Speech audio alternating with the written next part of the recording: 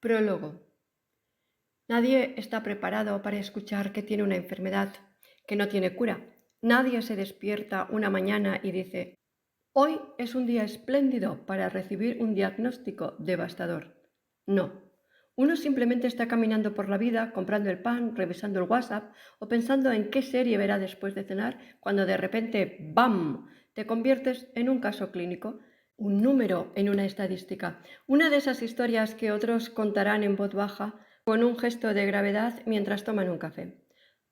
Aquella mañana todo parecía normal. Salí de casa convencido de que mi mayor preocupación sería encontrar un aparcamiento cerca del hospital, pero algo dentro de mí sospechaba que aquella consulta no sería como las otras. La bata blanca del médico se veía un poco más blanca, el sonido del bolígrafo contra el papel sonaba más grave. Incluso la silla en la que me senté me pareció más incómoda de lo normal, y entonces lo dijo. Esa frase que cambia el rumbo de una vida, esa frase que no viene con una banda sonora de fondo, pero que si la tuviera sería una de película en la que el protagonista acaba de enterarse de que todo lo que daba por seguro se ha ido al traste.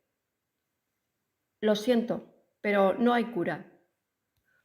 Es difícil describir lo que pasa por la mente en ese momento, un torbellino de pensamientos absurdos, preguntas sin sentido, recuerdos que no tienen ninguna relevancia.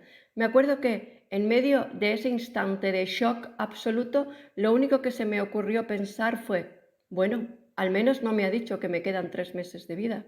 Eso sería mucho peor. No sé si eso me tranquilizó o me angustió más. Salí de la consulta sin saber muy bien qué hacer. No lloré, no me desmayé, no me arrojé en un dramático soliloquio de tragedia griega. Simplemente caminé y mientras lo hacía descubrí que el mundo seguía girando, que la gente seguía con su vida, que el semáforo cambiaba de rojo a verde como siempre, que el señor de la esquina seguía vendiendo lotería. Y ahí estaba yo, parado en medio de todo, con una etiqueta nueva pegada a mi historia. Fase 1. Negación o el arte de fingir que no pasa nada. Cuando te dicen que tienes una enfermedad que no tiene cura, el cerebro decide por su cuenta y riesgo hacer lo que mejor sabe, ignorar la información inconvenientemente. Así que durante los primeros días me convencí a mí mismo de que tal vez había habido un error, de que quizá el médico se había confundido de expediente o que, mejor aún, quizá simplemente con pensar positivo todo se arreglaría. Ese fue el comienzo de una serie de estrategias absolutamente ridículas que incluía repetir frases motivacionales frente al espejo, probar remedios caseros absurdos, recomendados por personajes cercanos y lejanos y, por supuesto, buscar respuestas en Google, error de principiante. Google es ese amigo que cuando le preguntas si un dolor de cabeza puede ser por falta de sueño, te responde que es un tumor cerebral. Así que, después de 3 horas de búsquedas en la madrugada, llegué a la conclusión de que no solo tenía una enfermedad incurable, sino que probablemente también estaba en contacto con seres interdimensionales y que había alguna conspiración de farmacéuticos impidiendo mi sanación. Fase 2. El despertar, o cuando decides hacer las cosas a tu manera. Pero luego pasó algo que no esperaba. Me cansé de la narrativa del miedo.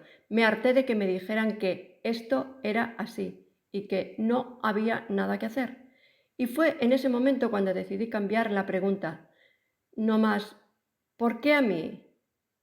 No más, ¿qué hice mal? Ahora la pregunta era, ¿y si hay otra manera de ver esto?